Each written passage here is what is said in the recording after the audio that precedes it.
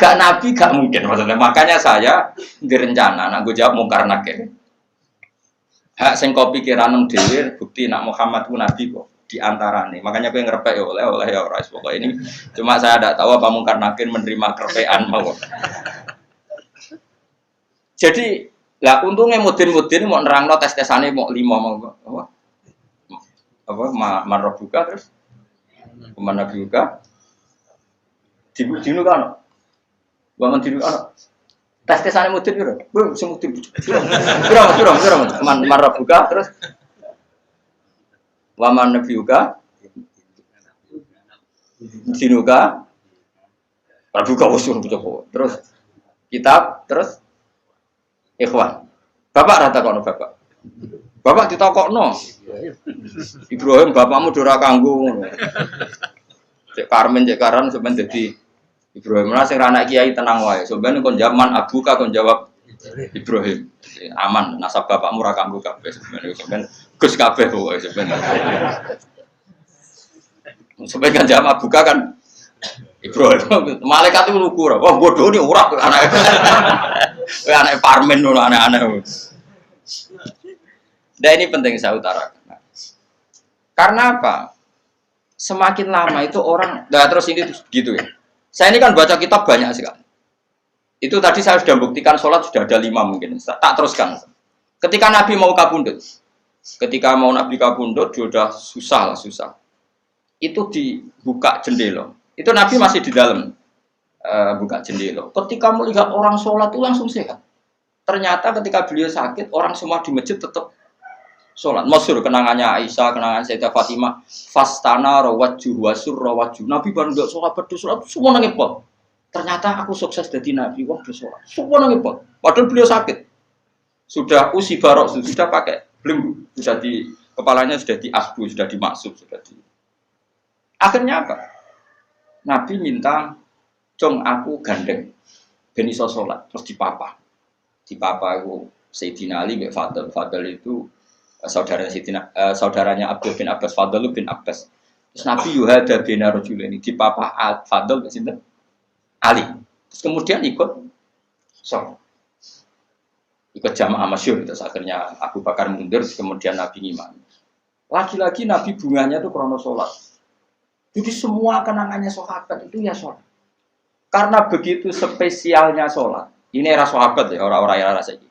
Karena begitu spesialnya sholat, ketika Rasulullah wafat, intaqala ila rafiqil a'la. Ini dengerin betul ya, Pak. Paling tidak kita pernah punya pikiran kayak orang waras. Jadi kesuwan kayak berpikir orang waras yang lain tak tobat no. Kemudian ketika Nabi wafat, intaqala ila rafiqil a'la. Apa komentar para sahabat? Siapa khalifahnya Rasulullah? Ya orang yang disuruh Nabi sholat. Kata alasan mereka, jabatan negara itu sepele. Wong sholat sepenting itu saja Abu Bakar sing kon dadi imam. Saya ulang lagi cara berpikir sahabat. Jabatan presiden, jabatan khalifah itu cemen. Wong urusan dunia wae. Wong urusan sepenting sholat wae sing sowan pangeran dikongkon mimpin Abu Bakar. Apa meneh dirimo urusan dunia wis ben Abu Bakar. Itu ukurannya kelayakan jadi pemimpin itu juga sholat gitu Pak. Paham ya? Mulane ana kontestasi imam, paham? Tapi gak tapi Gus. Akal-akalan zaman modern itu akal-akalan iki cerita. Mulane tak koiti iku zaman sahabat terus akiasno.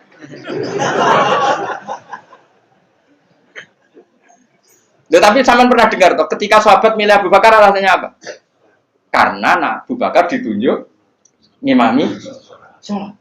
Terus pikiran mereka sholat sepenting itu saja oleh Rasulullah diridakno dipimpin Abu Bakar. Dia sudah khalifah Abu Bakar.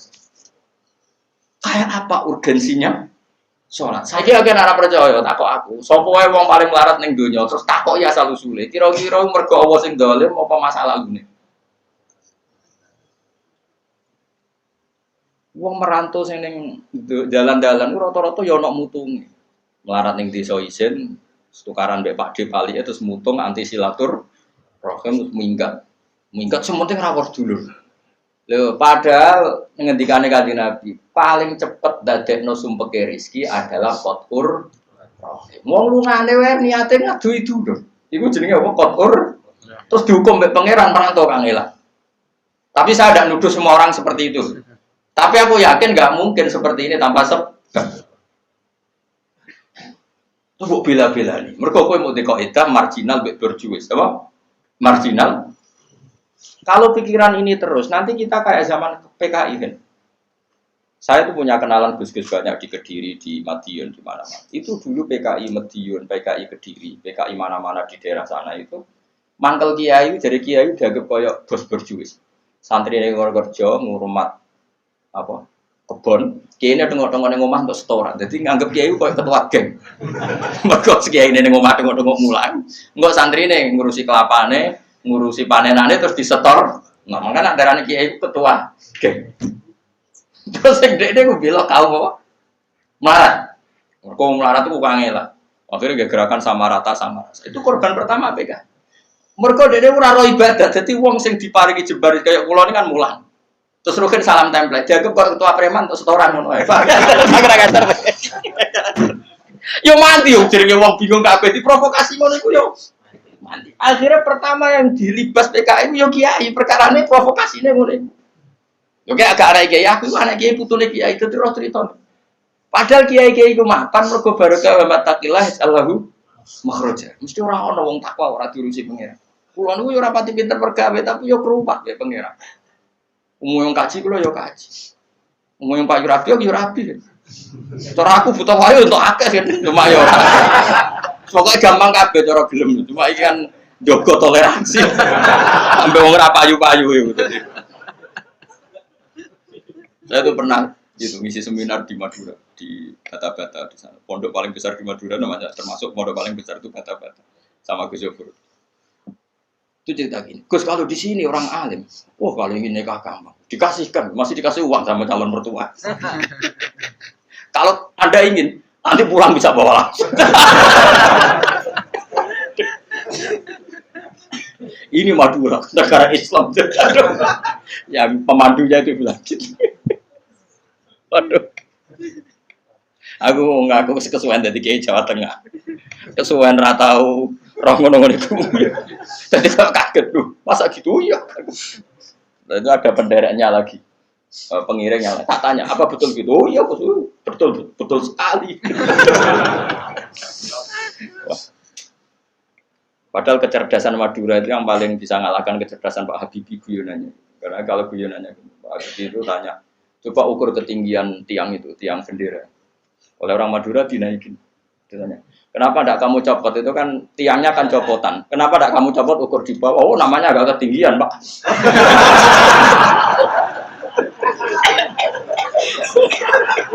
Makanya guyonannya, ya itu guyonan. Habibie itu belum pernah debat kalah kecuali ngadu orang.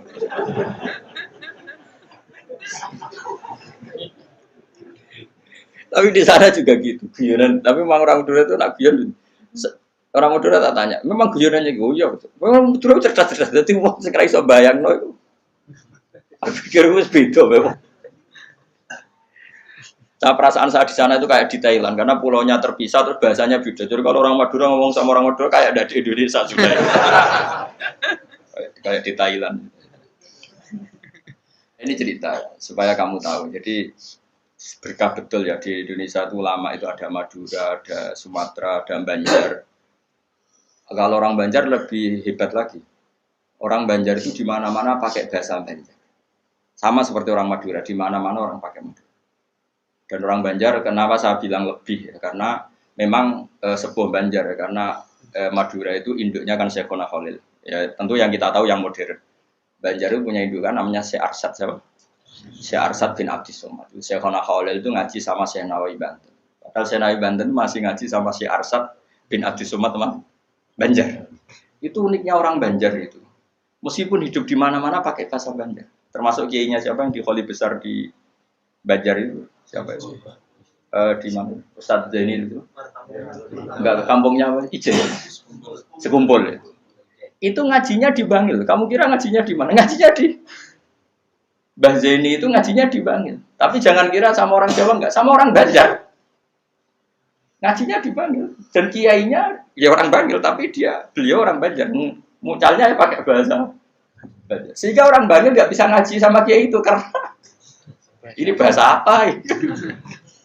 Jadi sudah hidup di Bangil itu tetap pakai bahasa ganja. Kalau kita kan Islam Nusantara, jadi kayak saya itu sering dapat SMS entah berapa sampai lupa lah jumlahnya. Gus, saya ini orang Sunda, tolong ya kalau ngaji bahasa Indonesia. Kadang orang Kalimantan, orang Sulawesi. Padahal saya sebetulnya mau fanatik kayak orang Banjar. Jadi saya tuh sering dapat SMS itu ya orang-orang apa? Biasanya youtuber itu. Gus, tolong kalau ngaji pakai bahasa Indonesia ini nggak sama sekali nggak paham bahasa Jawa. Ini cerita ya. Jadi saya mohon sekali ya, jadi tauhid itu kuatkan. Kalau kamu tauhidnya tidak kuat, cari ditnya. Cari apa? Ditnya. Kalau kamu melogika Allah tidak kuat, lalu sebelum Allah siapa? Kalau masih ada siapa, yaitu saja yang Allah, bukan yang lain. Pokoknya Allah harus yang paling awal. Lalu kalau kamu itu masih janggal, tetap akal kita lebih gampang nompo alam ini wujud karena sebab timbang wujud tanpa sebab. Itu jenenge dit. Paham ya? Karena lebih gak masuk akal sesuatu yang tidak ada menciptakan sesuatu yang ada. Artinya kalau kamu bilang sebelum alam ini ketiadaan, berarti ketiadaan penyebab wujudnya alam. Ya malah gendeng bareng. Barang rawono kok wujud no barang sing. Oh. Oke, milih gendeng apa waras? Waras. Makanya agama ini kaumi yakinun bagi wong sing waras. Nah nanti terserah kamu. Nanti mungkin kita Fatihah. Apa menerima logika kerpean?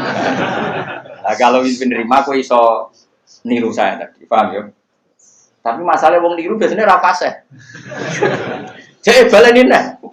Pokoknya kalau godo, hanya satu punya kenangan buruk sama guru SD. Guru SD nanti sowan guru. Sak kepala sekolahnya sak kerun. Gara-gara kurang ajar tenan. Tapi guru SD oknum buat banget. Mau ada ujian nasional. Ini kisah nyata, mau ada ujian. Ada guru supaya kelulusannya tinggi, ayo udah dibocor nawa. Ya ono didik. Sing guru umumnya jumhurul guru ya jangan nanti kriminal bocorkan ujian itu. Nah guru yang satu ini setengah tahun mondok. Orang ujiannya mau kan akhirnya dibocor Rokia, iki barang dunia kok. Kurang ajar. Nara percaya aku ono Gus Bak lu. Piye gitu. Itu sosokan nih.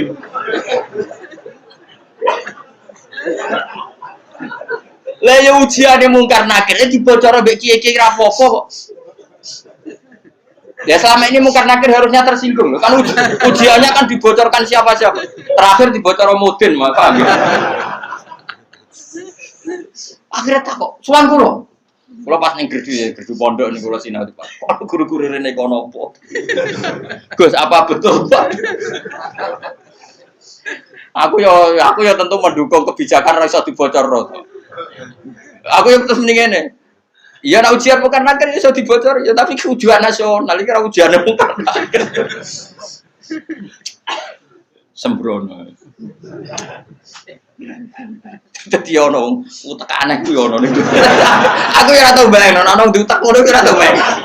Rohku ya jok nyata. Lan apa percaya takon Gus Pak. Takokan pertama ngene, apa ujian mau karena kira takok apa Gus ngene-ngene iku dibocorke iya. Lho, dibocor tenan. Oh, mateno wong. Repot. Ya, tapi ora oleh Kang ya bocor ujian nasional. Kulo terus sepakat dong, ujian kok dibocor. Lah soal mau karena akhir iku legal, kan wis pokoke oleh mau karena akhir kok. Cuma saya pastikan yang ada di Bukhari itu sebetulnya yang di Mudin itu tidak lengkap. Sebetulnya ada yang orang dites suruh melogika sendiri. Semua orang untuk menabikan Rasulullah itu kan punya caranya masing-masing. Dan itu menurut saya kamu harus pilih satu saja yang bil bayyinah. Karena ukurannya tetap fa'lam annahu la ilaha harus ada ilmunya. Ilmu itu adalah argumentasi ilmi. Kayak tadi misalnya kamu ditanya, kenapa kamu nyembah Allah? Paling enggak kamu bisa jawab, Allah itu pula yang saya namai asal usul aslul mawjudah, yaitu wajibil wujud. Kamu harus bisa menjawab. Wes tok lah, pokoknya sementing iso